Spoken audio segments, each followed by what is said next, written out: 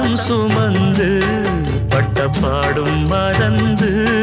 பிள்ளை செல்வம் பிறக்க அள்ளி கையில் எடுக்க